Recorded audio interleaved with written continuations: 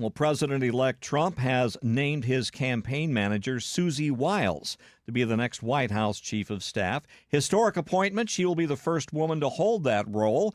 She's widely credited for her role in running Trump's campaign. Now, if you don't know much about her, don't feel bad, because she's not someone who's much on the spotlight. No. Didn't take the microphone when Trump celebrated his victory early Wednesday. Very much a behind-the-scenes type of person. She is a Floridian.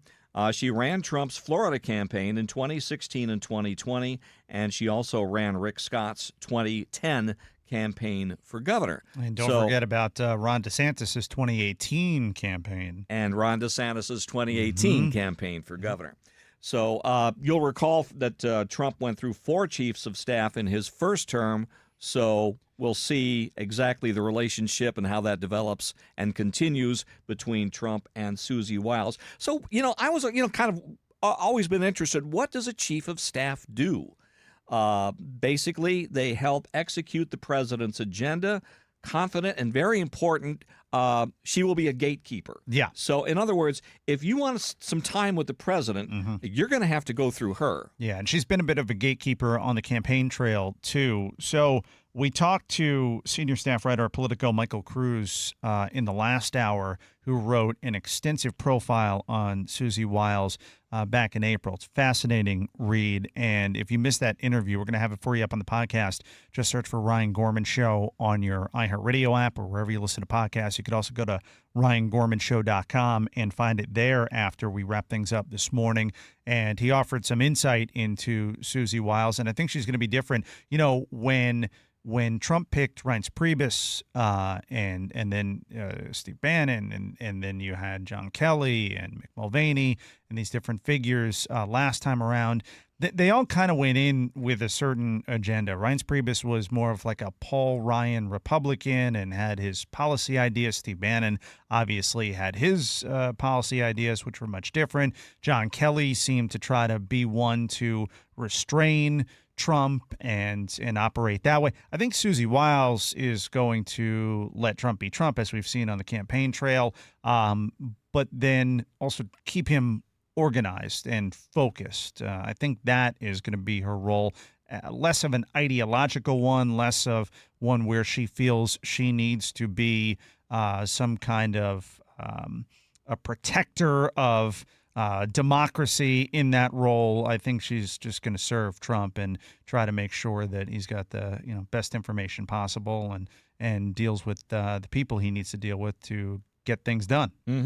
Well, Senator Marco Rubio is holding forth on Kamala Harris's use of celebrity endorsements, saying they didn't move the Hispanic vote like she thought they might. Nope. People like Jennifer Lopez, George Lopez, and Bad Bunny backed Harris, but nonetheless, Trump won Democratic strongholds like Miami-Dade. Yeah, that was one of the instance. Questions. After the Puerto Rico Madison Square Garden rally comments, you had big figures with huge followings like Bad Bunny and then Nicky Jam, who had endorsed Trump and then pulled back that endorsement. And that was one of the questions I was asking. Is this going to have any impact? When you see some of these big celebrities like the late night talk show hosts and stuff like that, and they come out and they're for, that's not going to make a difference. But in the Hispanic community, would those particular celebrities have any impact? And the answer is no. And honestly, the one celebrity who maybe did have an impact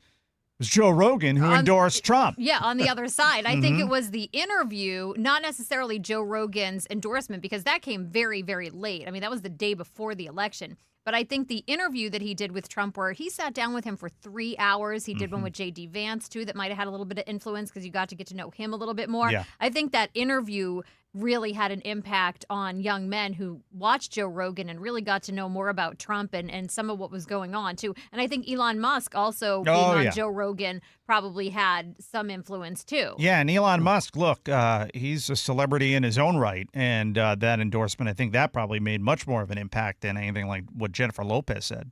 From a news perspective, I can tell you that we don't really pay an awful lot of attention when a celebrity endorses a candidate. No. Now, yes, it was somewhat newsworthy when Taylor Swift came out and That endorsed was Kamala newsworthy, Harris. yeah. Okay, but normally it's like, okay, I don't know that it makes a difference one way or another. And like I said, from a news perspective, Yeah, I just don't think people don't care. People care about their own issues. They form their own opinions. They like celebrities for the entertainment value. I think Taylor Swift might have had an impact on people registering to vote because we saw that when she did that a couple of years ago. I think that had an impact, but I don't think people they don't care about what celebrities think all that much at all. Right. No. I agree. The one thing that they can do at times is they can draw a crowd and attention to an event like Beyonce in Texas. Yeah, and then that ended up being a flop because people thought she was going to perform and they were disappointed. Yeah, Right. so it almost backfired. Right, but if you're Harris and you want attention on a certain event to talk about a certain issue and you've got someone of that stature, then you can get attention that way, but in terms of moving the needle, it just doesn't work. Yeah. Well, if you're over the age of, let's say, 35 or 40 or so, you have no doubt heard this. You've got mail. Yeah, I Now, the remember man that. who made that phrase an online icon with AOL. His name was Elwood Edwards. He has died at the age of 75. Millions heard his voice. I certainly did when they logged on to AOL and had email, which was a very new concept at the time. I was like, wow, I was really excited when I was on AOL and I got an email from somebody. I remember those days when you were excited to get one. Now it's like, oh my God.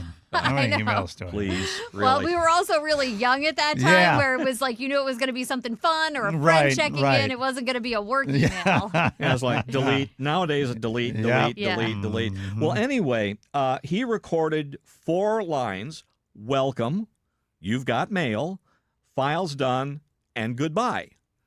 For that, he got, how much do you think he got? Oh, back then? $200. Oh, What? jeez. $200. Oh my God! I was going to say in the Like millions. Yeah, me too. Well, I mean, did he get $200 royalties or anything? Like, I mean, was it Oh my just God, nothing. I know, right? you would think so, but Got ripped. Like, off. yeah, one of the 200. most famous $200. voices in the Yeah. world, and he only got $200. Yeah, it sounds about right, though. well, anyway, rest in peace.